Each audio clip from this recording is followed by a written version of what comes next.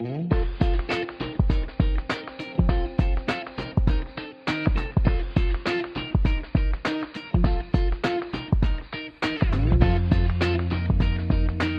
suis à mon 50e voyage en Irak. Là, je viens de rentrer. Depuis le conflit, depuis la grande offensive de Daesh à Mossoul, puis Sinjar, j'étais sur place lorsque ça s'est passé, puisque j'étais d'abord engagée dans les camps de réfugiés syriens. Et donc j'étais sur place lorsque les principales villes du nord de l'Irak ont été assiégées au départ par une poignée d'hommes. Ça a commencé à Mossoul, et ce qui s'est passé très rapidement, j'ai voulu, parce qu'au départ, effectivement, ma formation initiale, j'ai étudié la médecine chinoise en Chine, et comme j'avais fait des neurosciences auparavant en France, j'ai fait de l'anesthésie au Vietnam auprès d'un médecin de guerre qui opérait et qui traitait la douleur par acupuncture chez les amputés. Et donc j'ai fait ma formation chez lui, et c'est comme ça que j'ai commencé à être sensibilisée à la douleur des blessés de guerre. Et j'étais donc partie dans l'idée de soulager la douleur et d'arriver en renfort dans les zones, les camps où la morphine n'était pas disponible, où il y avait souvent des problèmes liés à la contrefaçon de médicaments. Et c'est comme ça que j'étais beaucoup dans les camps de réfugiés syriens, à Zaatari, au Liban, en Jordanie, au Liban, et puis en Irak. Et lorsque Daesh est arrivé, ça a été une configuration complètement nouvelle pour moi, puisque je me suis très vite rendu compte que ce que je pouvais apporter, ça représentait une infime partie des besoins. Et donc j'ai décidé de monter des cliniques mobiles dès 2014 en achetant des bus, des vieux camions qu'on transformait en petit hôpital ambulant pour aller partout où justement les victimes n'avaient pas accès aux soins, ou alors vivaient éloignées des structures médicales. Et très rapidement, j'ai appris que des femmes avaient été enlevées par Daesh et étaient l'objet de trafic sexuel. Il y avait tout un système de marchandage. Je pense que maintenant tout le monde est au courant de tout ce qui se passe. Effectivement, le film magnifique de Caroline, il faut absolument aller le voir. Je l'ai vu encore récemment. C'est très puissant parce que ça met en lumière vraiment ce qui s'est passé il y a très très peu de temps. Et voilà. Et donc j'ai appris en 2014 que les femmes étaient enlevées parce que Daesh est arrivé au mois de juin 2014. Dès le mois d'octobre, j'apprends qu'une femme s'est échappée, et je voulais absolument la rencontrer. Et avec mes équipes sur le terrain, puisque l'acupuncture c'était au départ, maintenant très vite on a diversifié notre activité en recrutant sur place des pédiatres, des généralistes, des pharmaciens, des infirmiers. Il fallait intervenir dans d'autres secteurs que l'acupuncture et la prise en charge de la douleur. Et donc je voulais absolument rencontrer cette première femme.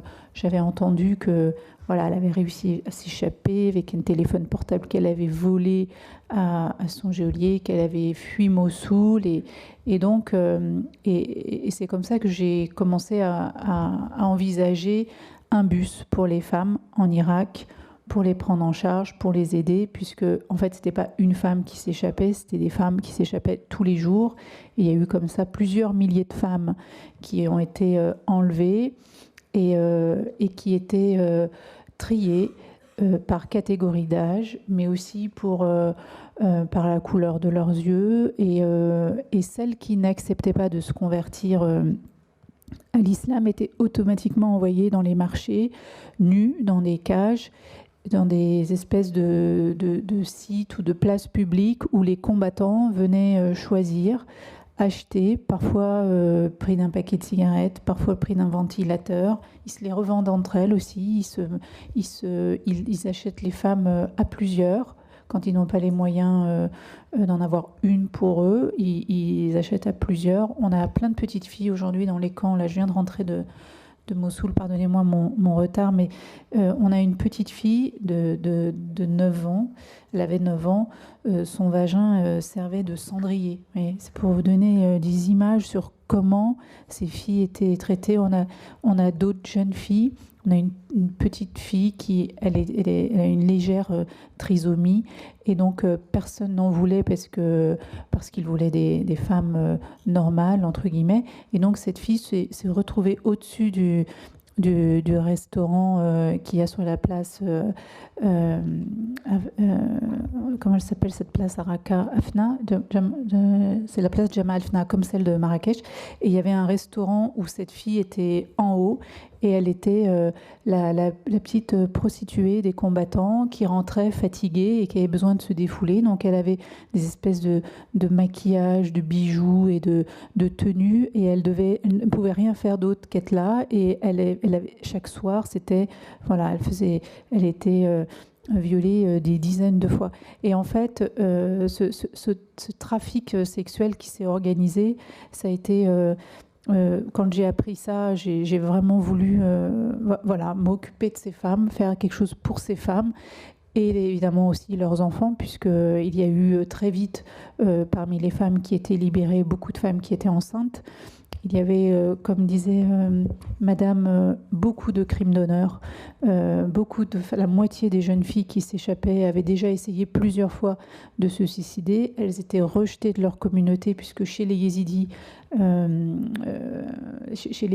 une femme ne peut pas avoir été touchée par un non-yézidi, et en plus hors mariage, en plus porter un enfant de l'ennemi, c'est une fille qu'il fallait éliminer pour laver l'honneur de la famille. Et donc c'était vraiment un double drame pour ces femmes qui vivaient cachées dans les montagnes, loin de leur communauté, seules, après avoir vécu cet enfer dans les mains, dans les griffes de Daesh. Il fallait en plus derrière les trouver, les aider, les accompagner. Et en 2014, il y a un tribunal qui a été créé dans le nord de l'Irak, qui s'appelle le tribunal du génocide. C'est le gouvernement kurde qui a mis ça en place. Et donc, on s'est associé, enfin, ils nous ont demandé de nous associer pour qu'on puisse ensemble, à chaque fois qu'une femme était libérée, que son témoignage puisse être recueilli. Et ensuite, nous, on servait d'intermédiaire pour la prise en charge en santé mentale, la prise en charge dans ce qu'il fallait réparer. Il y avait beaucoup de jeunes femmes qui avaient subi des mutilations sexuelles, qui avaient beaucoup de problèmes de santé autres que sexuelles. Bien sûr, on a beaucoup de filles qui ont ce qu'on appelle les maladies de Crohn, les maladies, certaines n'ont plus leurs règles, ou d'autres, au contraire, ont des règles permanentes. Certaines se sont provoquées des avortements avec des instruments de cuisine. Et voilà, il y avait un chantier à ce moment-là qui était gigantesque, et en même temps des femmes qui vivaient isolées, éclatées sur le territoire kurde. Il faut savoir que les distances là-bas, avec la route, les montagnes, et puis en plus, comme il y avait cette déviation, parce que Mossoul était occupé, on avait, bon voilà, il y avait quand même toute une zone où on ne pouvait pas circuler facilement. Parfois, on était à quelques kilomètres de Daesh. Et puis avec ces bus, parce que je vous parle d'un bus, mais il y en a plusieurs maintenant, l'idée, c'était d'aller au plus près d'elles, en attendant de les aider à ce qu'elles aient une place en sécurité dans un camp, parce que les camps étaient saturés. Il y a 22 camps dans le nord de l'Irak, mais ça suffit pas pour héberger les 1,5 million de yézidis qui ont fui leur terre d'origine. Et pareil pour les chrétiens, et pareil pour d'autres minorités musulmanes. Donc les camps sont vraiment saturés. Et donc nous, on servait de lien entre 3 filles qui sont dans ce village, 7 filles qui sont dans un autre. Donc on a essayé, avec le tribunal du génocide, en les identifiant et en envoyant nos équipes. On a des femmes qu'on a accompagnées, soignées tous les jours. Nadia Mourad, c'est comme ça qu'on l'a rencontrée. Aujourd'hui, on a encore sa sœur dans le camp avec ses neveux. Mais voilà, on a essayé, en référençant, en accompagnant, en en expliquant et en sensibilisant sur le sort de ces femmes, parce que vous avez totalement raison, madame, quand vous dites que c'est pas juste une question de viol, c'est aussi une question de quelle est la place des femmes dans cette société. Vous savez, dans les camps où nous travaillons, on a des quantités de femmes battues, alors qu'il n'y a plus la guerre. Théoriquement, on peut dire qu'aujourd'hui, on est dans une phase de reconstruction, une phase de maintien de la paix, où théoriquement, ça devrait aller de mieux en mieux, mais on a des quantités de femmes. Là, j'ai passé la semaine passée en Irak, qui viennent en consultation, et dès qu'on les déshabille un peu, elles ont des marques partout sur le corps, et quand on se renseigne un peu, c'est soit le frère, soit le père, soit le mari. Et en fait, ce sont des femmes battues qui ne veulent pas porter plainte, qui ne peuvent pas, parce qu'on en a accompagné une à l'hôpital parce qu'elle avait des fractures, et le médecin aux urgences n'a pas voulu voir. Et quand notre psychologue expliquait ce qu'elle avait, il disait la seule personne qui peut venir pour porter plainte, parce que là c'était une femme battue par son mari, il faut que ce soit le père de la jeune femme ou un membre de la famille homme qui viennent pour déposer plainte, et dans le même instant, la femme quitte son foyer, et ça veut dire qu'elle quitte aussi ses enfants. Donc c'est vraiment ça la réalité, et ces femmes donc ne peuvent rien faire. Et donc on est dans un espèce de circuit fermé où on essaye effectivement de faire du bien à ces femmes, et en même temps, vous avez raison, elles nous regardent avec une espèce de fascination.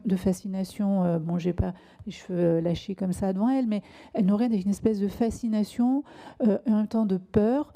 Parce que il y a 100 femmes qui sont arrivées en France, que le président Macron a décidé d'accueillir au titre de statut de réfugié, cette promesse qu'il a faite à Nadia Mourad. Les jeunes filles yézidis qui sont arrivées, mais elles sont totalement perdues. C'est une culture où elles étaient dans les montagnes avec les chèvres, et tout à coup, on leur apprend que elles ont des droits, elles doivent dénoncer ce qu'elles ont vécu. La violence envers les femmes, c'est intolérable. Et en fait, je vous parlais d'un circuit fermé où, aujourd'hui, lorsque vous avez traité dans l'urgence des femmes, effectivement, d'une mutilation ou d'un trouble de schizophrénie ou de trouble de la personnalité, derrière, c'est tout le réseau, toute la société. Bien sûr, on ne peut pas arriver, nous, comme des colons, à venir imposer nos règles, à imposer nos codes, comment un homme doit se comporter envers une femme, mais c'est expliqué. Il faut reprendre quasiment les enfants par la main, leur expliquer non, tu peux pas taper la fille qui est à côté de toi, même si c'est ta sœur, même si c'est ta cousine. Et en fait,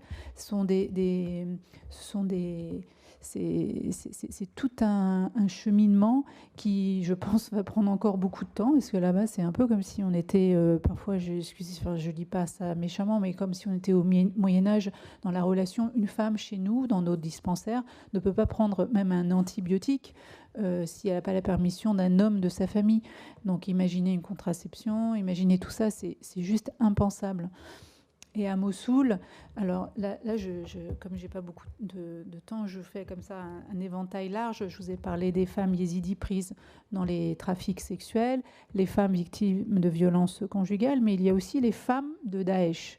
Qu'est-ce qu'elles sont qui elles sont, ces femmes? C'est vrai que on peut se demander. On a fait une espèce de focus en France sur les combattantes ou les femmes françaises qui sont parties pour faire le djihad, mais c'est une minorité. Bien sûr, il y a un camp dans le nord de la Syrie, avec un camp où sont regroupés des femmes et des enfants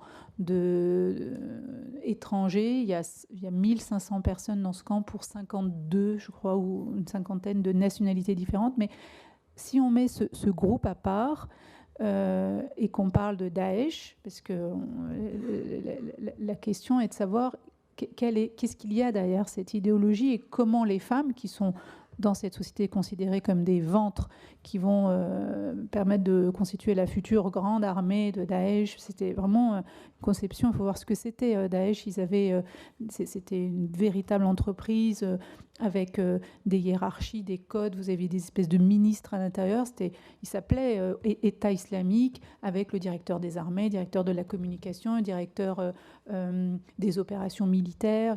C'était très, très organisé. Et il y avait vraiment une stratégie avec les femmes. Et donc, il y a dans Mossoul, vous avez, parce qu'on est un peu maintenant dans cette configuration qu'on a eue après la Deuxième Guerre en France,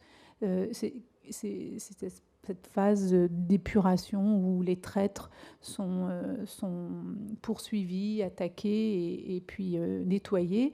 Et il y a des femmes, des quantités de femmes qui sont veuves aujourd'hui avec des tout petits enfants, puisqu'on parle d'une période qui est très récente, donc ce sont des gamins qui ont 3, 4, 5 ans.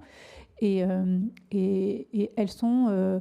qu'est-ce qu'on va faire avec ces femmes? Elles sont des milliers de femmes mêlées dans la population civile, parce qu'elles ne sont pas toutes identifiées femmes ou sœurs de Daesh.